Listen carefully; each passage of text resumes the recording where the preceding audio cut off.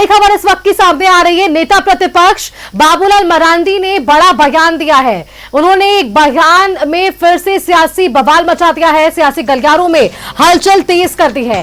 दुमका में बीजेपी जिला कार्यालय के भूमि पूजन में पहुंचे थे बाबूलाल मरांडी और बाबूलाल मरांडी ने एक बार मंत्री हाफिजुल हसन पर जोरदार वापस से ये हमला बोला है। बाबूलाल मरांडी ने कहा कि मंत्री हाफिजुल हसन कहते हैं कि मुसलमान सब्र में है, कब्र में नहीं। साथ ही कहा कि आतंकवादियों और मंत्री हाफिजुल हसन में कोई फर्क नहीं है, आतंकी गोली से मारते हैं और हाफिजुल हसन बोली से। ये बड़ी बातें बाबूलाल मरांडी ने आज कह दी है। आपको बताएं कि इस दौरान उन्होंने ये बड़ी बातें मंत्री हाफिजुल हसन के लिए कही है। दुमका में बाबूलाल मरांडी का ये बड़ा बयान है, आतंकवादियों और मंत्री हाफिजुल हसन में कोई फर्क नहीं, आतंकी गोली से मारते हैं और हाफिजुल हसन बोली से। ये बड़ी बातें बाबूलाल मरांडी ने कही है। अब उस पर देखिए सियासी गलियारों में चर्चा वापस से एक बार बढ़ गई है। इस पूरे बयान को लेकर अब प्रतिक्रियाएं भी जरूर सामने आएंगी, लेकिन आतंकवादी से फर्क नहीं बताना ये कहां तक उचित, ये एक बड़ा सवाल। लेकिन जिस तरह से राजनीतिक प्रतिक्रियाएं, आपको याद होगा इससे पहले भी हाफिजुल हसन अंसारी की तरफ से एक बयान सामने आया था, उसे लेकर भी वे काफी चर्चा में रहे। और अब बाबूलाल मरांडी ने ये साफ शब्दों में कह दिया है कि आतंकवादियों और मंत्री हाफिजुल हसन में ज्यादा फर्क नहीं है।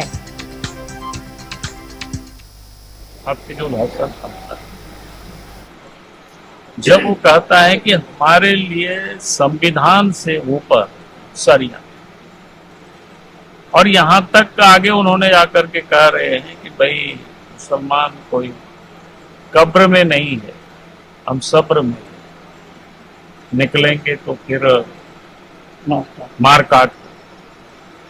जहां इस प्रकार की अगर सरकार के मंत्री जो संविधान की शपथ लेता है, अगर वो कहते हैं तो मैं समझता हूं कि ये कह रहे हैं और आतंकवादी गोलियां चला रहे हैं।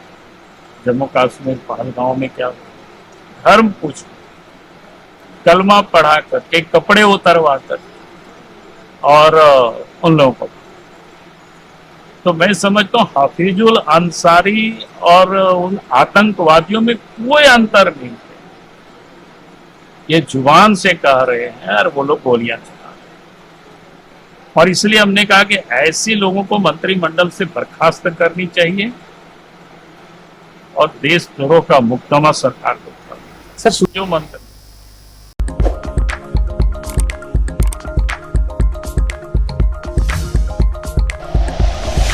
Like and share videos, subscribe करें हमारा चैनल और प्रेस करें बेल आइकॉन। न्यूज़ 11 भारत, सच है तो दिखेगा।